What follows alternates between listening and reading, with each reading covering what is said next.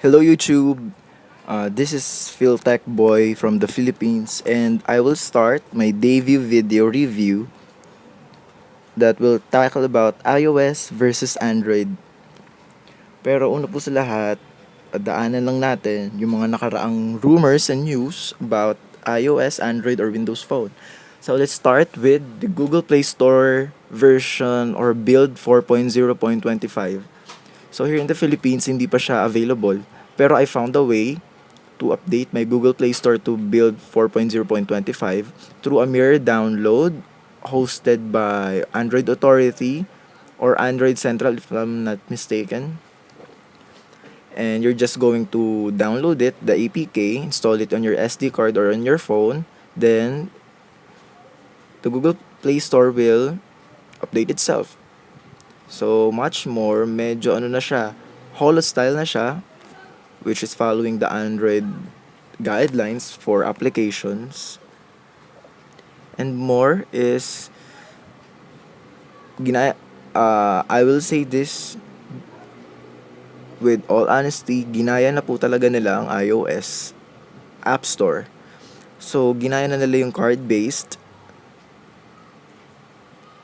in terms lang po ng tablet optimized Play Store, pero pag sa phones hindi siya masyadong card-based ang itsura kasi ganun pa rin naman pero hindi siya card-based pag tinignan mo sa phones.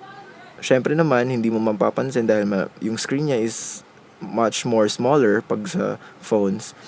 Unlike the tablets, na makikita mo talaga yung mga card-based na applications. So, unang-una sa lahat, nagustuhan ko yung design dahil whole style na siya, simple, elegant.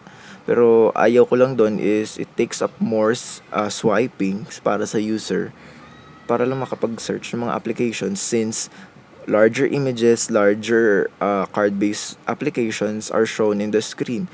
So, it takes up 4 to 3 applications in one screen. So, swipe ka ulit pabataas for another 4 to 3 applications para makita mo. Ganun na siya kahirap. Pero hindi naman super hirap na siya para sa iba siguro. Pero for me, it takes up more swiping gestures para lang makita yung hinahanap mong application. And another thing, ayoko yung kulay niya sa top bar na light green. It's siguro much better yun kung magiging darker green.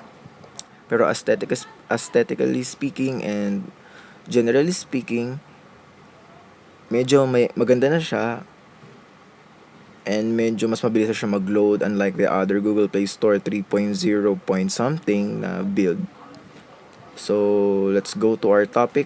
It's iOS versus Android.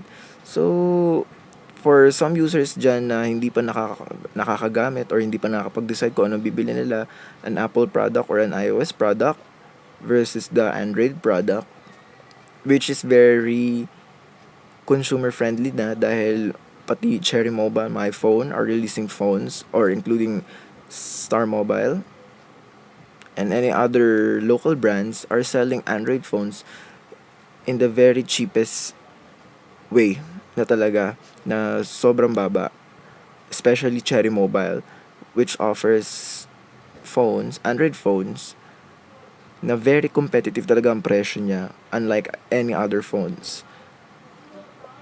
Personally, I am using an iOS device and an Android device, and of course, let's not forget about a Windows phone device. And nagamit ko na sila ng may katagalan. My iOS device, I'm using it for more than 2 years, and my Android device almost 1 year. And I can say, para sa akin, Android device is much superior than an iOS device for me. For me, okay? Dahil comparing it depends on the usability and depends on the person who's using it. Para sa akin, customizing the phone or the device is a very great deal, a very big deal for me. Pero in terms of speeds, GPUs, or the user interface, the smoothness of the interface, of course, ang hari dyan is ang iOS devices. Dahil pretty smooth talaga siya. Wala kang makikitang any lags like the Windows Phone devices. Unlike the Android devices na meron nagkakaroon ng lag, tawag nga nila dito is Android lag. Pero medyo nababawasan na yun dahil nga sa Jelly Bean Project Butter. Pero hindi naman lahat ng tao ngayon ay merong Jelly Bean devices like me na wala naman kakayahan pa masyadong bumili ng mga techno devices. So I'm left off with this review na walang device na nire-review dahil wala naman akong devices na ganun kagaganda na very updated and new para i-review. So, paliwanag ko lang ng iOS and Android depends on the user stability, the app ecosystem, the user interface, and the consumer's usability. So, kung ikaw, you're up to customizing the home screen, customizing your launcher, you're up for Android. If you're for the smoothness, a larger ecosystem, take note, it's only larger because we cannot deny that Android is offering also many other apps that are also available in the App Store.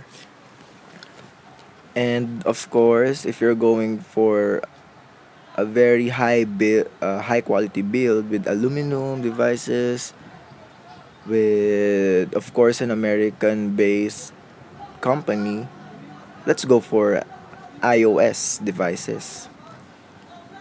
So, ganun po dapat pag magko-compare tayo. It depends on the user usability. Hindi tayo pwede mag-compare na para sa atin lang, nai-apply natin para sa lahat ng tao. So, for a Filipino like me, medyo magaan sa bulsa pag Android devices,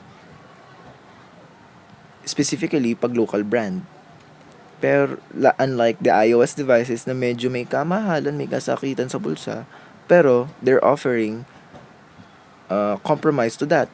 Siyempre, may mga rumors na rin na lumalabas about iPhone 5s which is going to be produced daw on July or August, like the iPad 5th generation or iPad 5. The iPhone 5s daw is lalabas with 3 colors.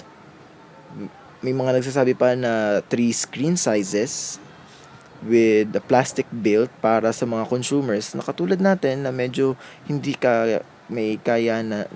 makaya na makabili kagad ng mamahaling products and stock with Android devices. Pero hindi ko minamalit po yung mga Android devices dahil I'm very much proud of the development of Android devices nowadays, and of course their consumer friendly prices. Parang Cherry Mobile na nag-offer ng mga quad-core phones, ng mga BSI camera phones, etc., which are offered of course sa iPhone, Samsung devices na medyo may kamahalan, and Cherry Mobile is offering them with so much competitive prices. Sasabihin ko na po, cheap prices na po talaga compared to their specs. So, all in all, para sa akin, it still depends on you. Wala tayong masasabi kung anong mas maganda kasi magkaibang strategy yan. Android is a platform produced by Google, while Apple is producing software and hardware. Software for iOS and hardware for iPhones, iPads, iPod Touch, music players.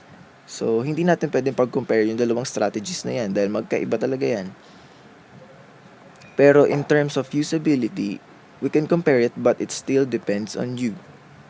So, that's all for today's video podcast of FTB, Philtech Boy, Tech Rumors, Reviews, and Roundups. Thank you. Please subscribe.